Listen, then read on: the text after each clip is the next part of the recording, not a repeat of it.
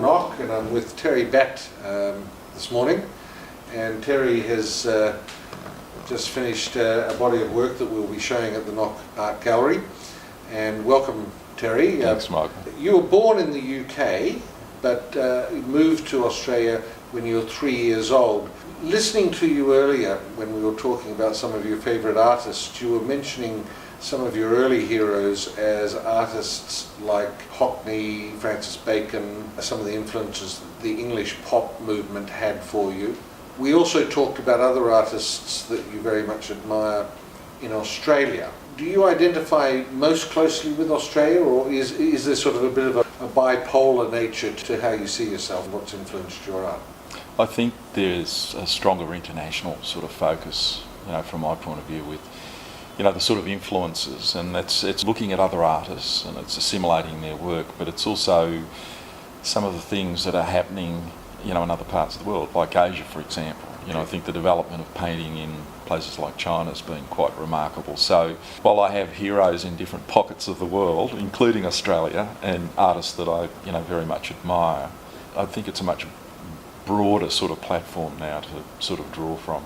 You mentioned in terms of your formal education, you went to Melbourne University, then you did a postgraduate study and ended up in the United States in the Massachusetts Institute of the Arts. Would you like to talk about how that international exposure has also perhaps broadened your horizons? At the time that I went to America, my interests were probably more leaning towards British art, with people like David Hockney and the pop movement. And that was partly because of the graphic nature of the work that they did. That relationship between sort of a graphic image, the way they were able to use colour and sort of integrate that into a sense of realism. And I really quite liked that. And I remember in the first show that I had in Melbourne, it was at Leveson Street Gallery, I was criticised as trying to be too cool and up to date in the New York style, and I thought, I don't know anything about New York art at all, so it intrigued me. So I met a few people that had studied in the States, and I was drawn to it, and I went there initially as an intern to participate in a residency program with the Polaroid company at MIT, at the Hayden Gallery. And the artists involved were Chuck Close and Jim Dine, and Jim Dine had at that time was something of a hero to me because he fell into that pop category in America. So to see the sort of the scope and the scale of work that was sort of being produced by artists at that time in the States, just the industrial scale of the work, I just found incredibly sort of stimulating and exciting, and that sort of drew me back to want to study there. This was one of those very large Polaroid cameras that did single images. And how were you and how were the Jim Dines and Chuck Closes using the machine?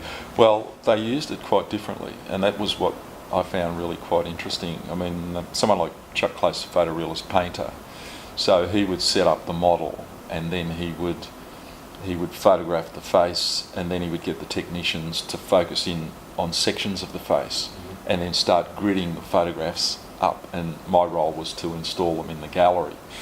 So that the sort of composites that you see in Close's work as arose in later years, I think had a bearing on that experience at MIT. And that was really interesting. So it was a very measured approach. Jim Dine was completely different. He drove the technicians crazy because he was very spontaneous. So he would focus the camera on himself, he would put paint and theatrical sort of makeup on his face, and then they'd go to shoot him, and just as they were about to take the shot, he would move. He'd get up to move. And what he was after was this distortion and really trying to work against the technical perfection of the camera. Right. And that was a completely different approach than what Chuck Close was using. So it was really interesting to see that sort of inventiveness. So, it was a good experience. It's interesting, you mentioned to me earlier that at the beginning of your art career, and at Melbourne University, you actually started as a sculptor, and you still do sculpture, but you then quickly became interested in painting. And it sounds like there is this ongoing interest, particularly with the fact that Hockney is so interested in the role of camera obscura, and there's a third leg to your interest, and that is perhaps photography as well. Yeah, although I'm a terrible photographer, I don't take good photographs. But the relationship between sculpture and painting, I mean, I started off as a painter, and I saw myself as a painter. But when I was first at art school, I had a little bit of success with some sculpture. And so I tested that out, thinking that perhaps was the direction that I would focus on as a major focus. What I found frustrating about sculpture was it was very, very labour intensive and was very, very time consuming in terms of the output compared to painting. And so I swapped back to painting as a major focus. In subsequent years with the sculpture, it became an extension of painting.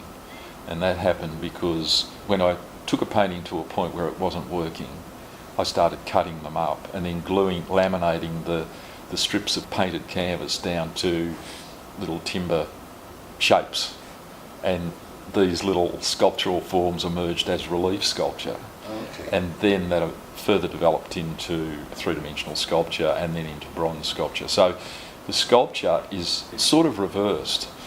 It reversed in a way that the paintings became a lot more measured and time-consuming, right, compared to the early stages of my painting. And the sculptures became more playful and something that I could pick up quickly and just play around with, like little toys on a table, and put them together to create interesting connections. So it was a slight diversion. Almost a recycling mechanism. Well, in a way. Indeed, and a lot of it was, because a lot of the sculpture were made from discarded brushes, and I created little figures out of them and so on and so forth. So they were whimsical and they were humorous, and they sort of captured certain aspects of daily life, but they were meant to be fun. One of my early mentors at art school once said to me, it's very important that you never lose that sense of play.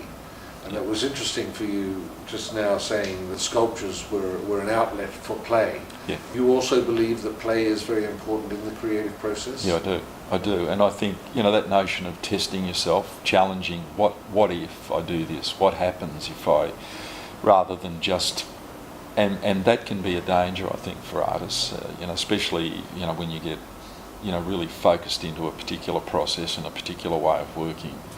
That the methodology doesn't allow that sort of flexibility. So there's got to be outlets for that. And for me, sculpture's taken on that role, and I would really like to sort of introduce elements of that back into the painting as well.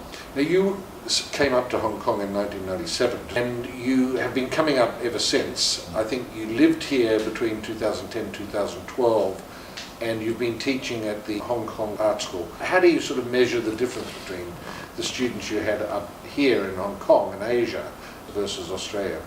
Yeah. You have talented students everywhere. Certainly at RMIT there were talented students over the years, but certainly in Hong Kong I've had the good fortune to work with and teach some really amazing people. I guess when we first mooted the notion of developing a program, a BA program in Hong Kong as an offshore program, I had this concern about coming to Hong Kong to teach. It was my worry was there was a slight colonial sort of sense to this notion of an Australian university teaching Western painting, in a place like Hong Kong, and that concern was very short-lived, because students that came into the program learn new techniques and processes, particularly with things like oil painting and so on and so forth. But very, very quickly, once they developed a degree of confidence, but a control of handling certain materials, the degree of creativity has been extraordinary. I mean, I think, over the years, some of the students have produced some amazing work, and on a scale that is incredible, given the limitations of space in studios and so on and so forth. So, and many of them over the years have gone on to complete postgraduate degrees and are teaching in art schools, here in Hong Kong. A lasting impact on it's the Hong Kong art scene. It's been fantastic.